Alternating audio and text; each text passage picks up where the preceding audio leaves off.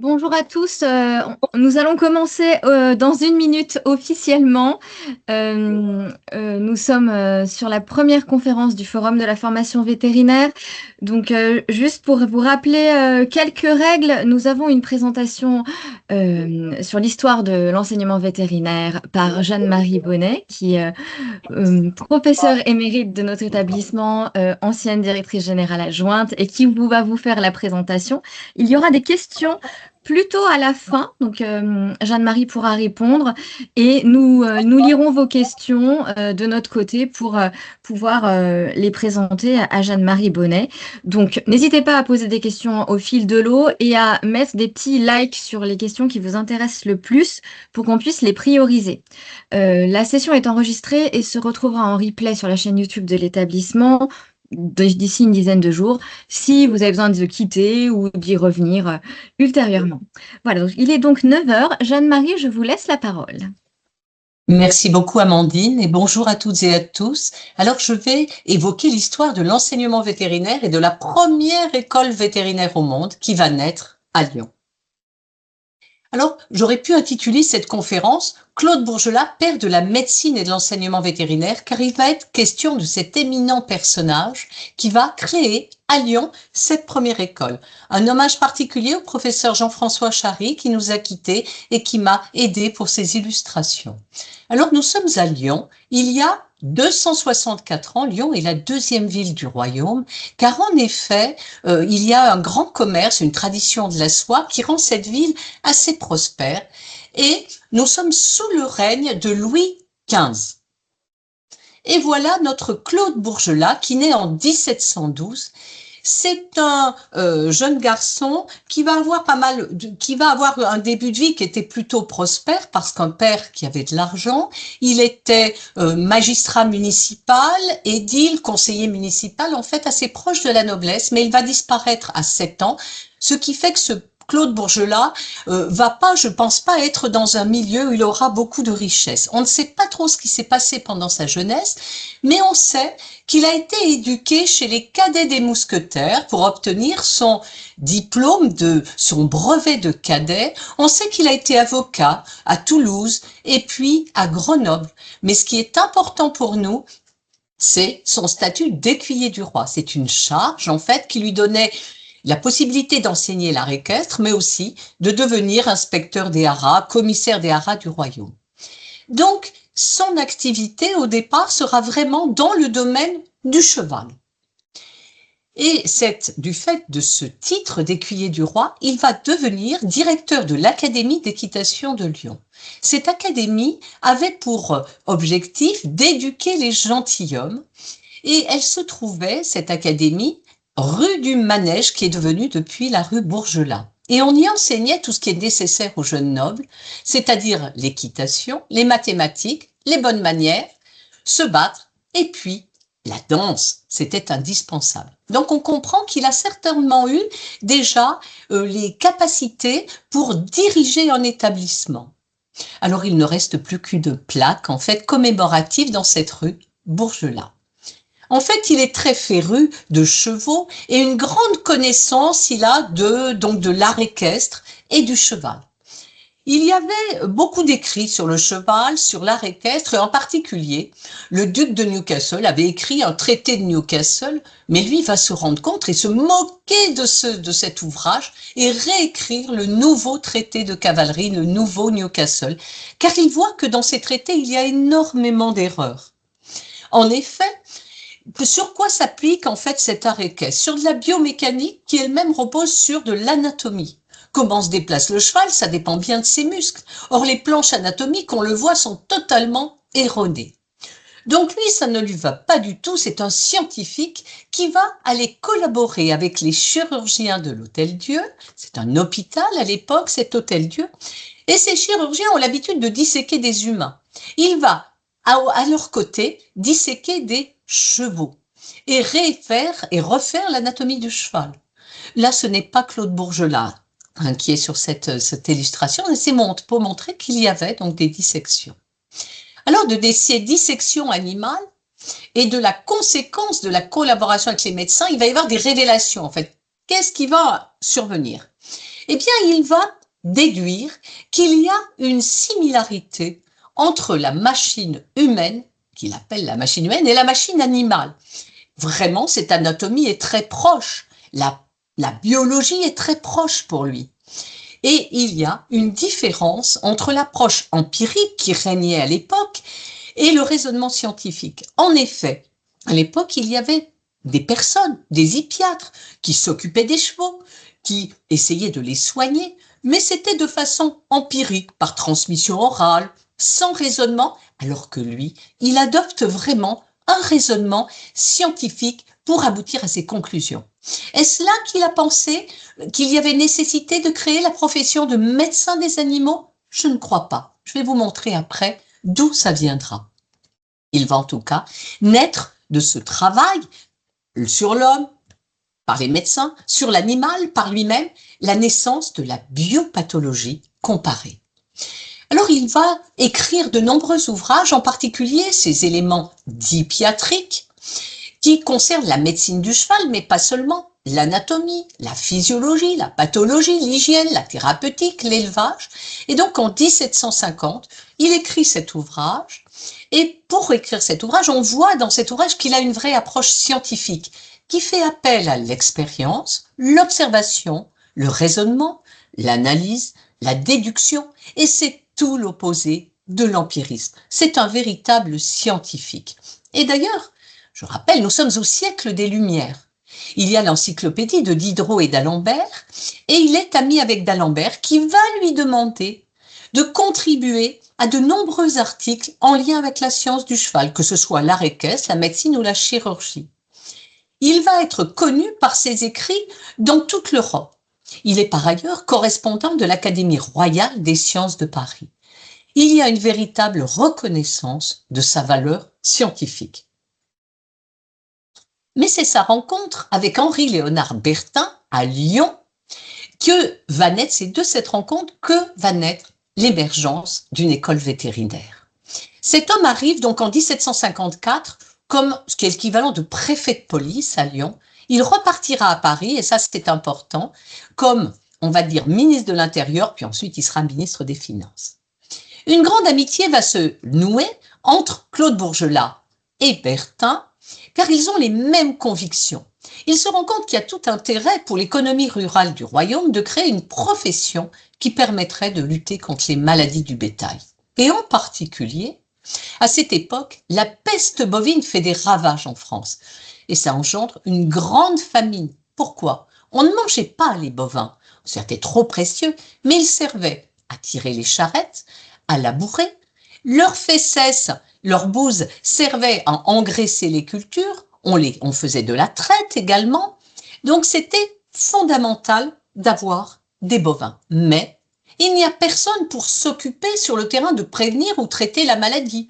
Peut-être on disait que c'était des empiriques, des maréchaux en fait, qui étaient là, qui soignaient un peu, mais ils n'avaient pas cette démarche scientifique pour éradiquer une maladie. Alors, ensemble, ils se disent, alors c'est moi qui les fais parler, il faut des professionnels pour aller sur le terrain soigner les bestiaux. Ils en sont convaincus tous les deux. Mais pour ce faire, il faut persuader le roi. Et Henri-Léonard Bertin, étant de retour à Paris, va rencontrer le roi Louis XV et le persuader de la nécessité d'ouvrir une école où on formera des professionnels de la santé animale. La conséquence, c'est un arrêt du Conseil des rois en 1761 qui dit que l'on ouvrira une école où l'on enseignera publiquement, école publique, les principes de l'âme et la méthode de guérir les maladies des bestiaux. Ce qui procure les bestiaux, c'est les bovins, ce qui procurera insensiblement à l'agriculture du royaume les moyens de pourvoir à la conservation du bétail dans les lieux où cette épidémie, la peste bovine, désole les campagnes. La planète en sera déclarée indemne qu'en 2011 de cette épidémie. La première école vétérinaire au monde va naître à Lyon. Il faut trouver un site, c'est pour ça qu'on se retrouve en 1762, en février, grande rue de la Guillotière, dans l'auberge logis de l'Abondance. C'est une école qui est assez petite, des promotions peut-être d'une trentaine à peine d'élèves, et ce qu'il faut savoir, c'est qu'au départ, pour entrer normalement, et c'était même pas sûr, il fallait savoir lire et écrire, et savoir faire, et souvent des fils de maréchaux ferrants rentraient dans cette école. Alors, oui, on y enseignait comment s'occuper des animaux, et les empiriques, on pourrait dire, le faisaient. Mais là, c'était structuré. On faisait des cours d'anatomie des os, des muscles, cours de botanique et de pharmacie, cours de matière médicale, cours de l'extérieur des animaux et choix des animaux, cours de forge, cours des maladies internes et externes, les bandages, les opérations. Donc c'était vraiment très structuré comme enseignement. Il faut savoir qu'au départ, il n'y avait pas de dortoir, mais il y a création donc d'un internat au premier étage. C'était exigu, on dit que la morale n'y était pas respectée, c'est pour ça qu'ils déménageront ensuite. Et il faut savoir qu'il y avait aussi dans l'ancien potager de l'auberge, un jardin botanique magnifique qui était confié aux soins d'un botaniste, Claret de la Tourette, et puis de l'abbé Rosier également. Les Lyonnais aimaient bien s'y promener, et j'ai vu au parc de la Tête d'Or que des plantes de ce jardin avaient été, alors je ne sais pas si c'est celle-ci ou celle qui avait déjà été transportée dans la deuxième école, que nous verrons, le deuxième site de l'école vétérinaire de Lyon, mais était au parc de la Tête d'Or. Alors, est-ce que c'est le fait que les étudiants ont été, ou les étudiants et les professionnels ont été envoyés sur le terrain, ou bien une maladie, ça disparaît temporairement, en tout cas, elle disparaît en 1764. Attention, c'est une disparition provisoire. Mais le roi en entend parler de cette disparition et il va élever l'école vétérinaire de Lyon à école royale vétérinaire de France. Il n'y a que celle-ci en France pour l'instant. Alors, un arrêt du Conseil du roi l'élève à ce rang de royal en 1764. Une seconde école vétérinaire va naître dans le château, sur le domaine du château d'Alfort. Cette école, 1765, elle existe toujours, c'est l'école vétérinaire de Maison-Alfort, elle est toujours sur le site, il n'y a plus le château, et c'est Bourgelat également qui en est le directeur, car en effet Bertin voulait cette deuxième école à Paris, et Bourgelat fut bien content de quitter la province d'ailleurs il lui tournera un peu le dos à cette école de Lyon, pour aller dans l'école de Maison-Alfort. L'école de Lyon va changer de site, s'installer dans le couvent Sainte-Élisabeth des Deux Amants en 1795 ou 96, quai de Saône, et puis ensuite ira sur un troisième site en 1977 à Marcy-l'Étoile. Ce campus de Marcy-l'Étoile était destiné à de nombreuses universités de Lyon. En fait, seule l'école vétérinaire y déménagera. Il faut dire que dans le couvent, c'était un peu exigu. On ne pouvait pas s'étendre trop pour agrandir cette école. Et à Marcy-l'Étoile, en 2019, nous avons fait une rénovation énergétique avec un coffrage. Voilà à quoi ressemble cette école. Beaucoup plus performante d'un point de vue énergétique. C'est le troisième site. Alors, j'ai retrouvé des cahiers avec des punitions pour des élèves. Nous sommes au 19e siècle. Un étudiant fumait dans les latrines pendant l'école ou semait le trouble. Un autre était rentré 10 minutes plus tard. Un autre, vous vous rendez compte, avait un habit en mauvais état pour assister à la messe. Mais aussi, un autre avait fumé la pipe dans la salle d'études ou bien dans sa chambre. Il n'avait pas présenté pour ce suivant de boîte de dissection. Il avait manqué au dîner, un autre avait joué aux cartes, un autre était rentré tardivement, un autre avait son habit sale à la revue du dimanche et, horreur, un portait une chemise de couleur. Un s'était absenté des cliniques ou des retards. Donc c'était assez sévère la vie à l'école et assez contrôlée. Il faut savoir qu'à partir de Lyon et d'Alfort, il va y avoir un arbre généalogique qui va faire, donc, où sont nées, donc on voit les naissances de différentes écoles en Europe. Il y en a eu 14 écoles vétérinaires dans la seconde moitié du XVIIIe siècle. Ce sont des personnes qui sont venues se former à Lyon ou à Alfort et sont retournées dans leur pays pour créer leur propre école. Un certain nombre existent encore, mais pas toutes. À Londres, c'est un Français qui est allé créer l'école de Londres. On a aussi l'école en France, donc de Toulouse en 1828, de Nantes, ce qui fait qu'aujourd'hui, alors Nantes c'est très récent, il y a 4 établissements français publics qui ont un cursus vétérinaire. Donc on voit bien que Lyon et Alfort sont les mères de l'enseignement, de la médecine, de l'enseignement vétérinaire et donc de la médecine vétérinaire dans le monde. Alors, cette école de Lyon va changer beaucoup de noms. Depuis, ça a son nom d'école vétérinaire de Lyon. Je vous rappelle l'arrêt du roi qui l'élève au rang d'école royale vétérinaire, mais la Révolution arrive, 1789, fait tomber les têtes des nobles, mais aussi le titre de royal, et elle devient nationale. Installation à Vèze, et puis Napoléon Ier. Napoléon Ier, ça devient une école impériale vétérinaire. Mais Napoléon Ier, il va dire qu'à Lyon, dans l'école de Lyon, ce sera un diplôme seulement de maréchal vétérinaire en 3 ans versus médecin vétérinaire en 5 ans à Alfort, ce qui est beaucoup plus prestigieux. Il va y avoir ensuite la royauté. Louis XVIII, Charles X, Louis-Philippe Ier, là c'est l'école royale et il n'y a plus cette notion de deux diplômes différents. Louis-Napoléon, donc ensuite chute, monarchie du Sud, la monarchie de Juillet, Seconde République, Louis-Napoléon Bonaparte est président, mais très vite se fait nommer empereur. L'école, donc, quand c'est la République, école nationale, quand c'est Napoléon III, puisqu'il devient Napoléon III, c'est l'école impériale vétérinaire. Ensuite, en 1870, on a la Troisième République, elle redevient nationale pendant très longtemps. En 1923, c'est le titre de docteur vétérinaire qui survient avec donc l'obligation d'avoir une thèse, de faire une thèse d'exercice vétérinaire. Installation à Marcy-l'Étoile. En 2010, l'école vétérinaire de Lyon a fusionné avec l'école d'ingénieurs agronomes de Clermont-Ferrand et l'école des inspecteurs de santé publique vétérinaire pour devenir VetAgroSup. Et donc, le campus vétérinaire de VetAgroSup, on peut employer aussi les notions d'école vétérinaire. 2011, nous avons fêté les 250 ans de la profession. Alors, Claude Bourgelat, c'est le créateur de la première école vétérinaire au monde, de l'enseignement et donc de la profession vétérinaire. Il est promoteur de la biopathologie comparée et de ce concept si moderne aujourd'hui qui est le concept d'une seule santé, One Health. Il dit la médecine de l'homme est utile à celle du cheval et réciproquement. Il dit aussi nous avons connu l'intimité des rapports qui existent entre la machine humaine et la machine animale, rapports qui sont tels que l'une et l'autre des médecines, donc l'une et l'autre médecine s'éclaireront et se perfectionneront mutuellement.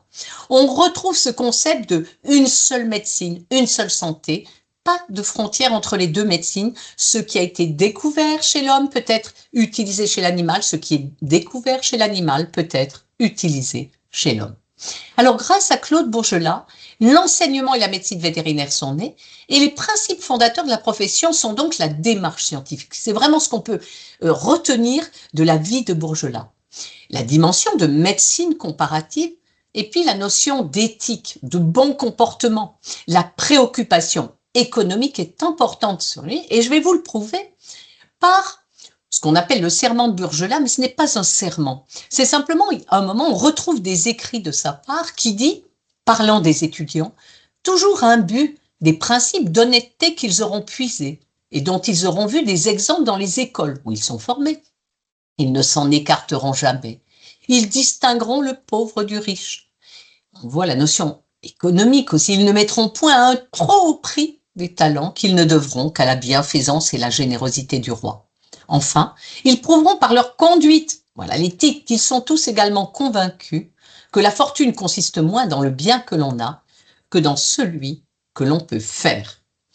Donc, en fait, aujourd'hui encore, alors Claude Bourgelat, il trône sur, donc avec cette statue, vous voyez cette belle statue de bronze, et c'est vraiment le maître des vétérinaires, on peut dire, le maître des étudiants. Quand ils rentrent, les étudiants, ils doivent s'incliner, bien sûr, ils doivent s'incliner devant la statue de Bourgelat, c'est important, donc je plaisante, bien sûr, et cette statue, qui est en bronze, était en pierre, et elle venait de l'école de Vèze, parce qu'il y avait là-bas, elle était en bronze, elle avait été fondue pour en faire des canons pendant la guerre, et donc, il y a eu au moment de VET 2011, qui était donc on fêtait la 250e anniversaire de l'école vétérinaire de Lyon, avec venus tous les doyens de toutes les écoles, beaucoup d'écoles vétérinaires du monde. Il y avait une souscription où il y avait de l'argent mis pour couler cette statue en bronze et pouvoir donc redonner à Bourgelat ses lettres de noblesse en lui donnant du bronze à la place de la pierre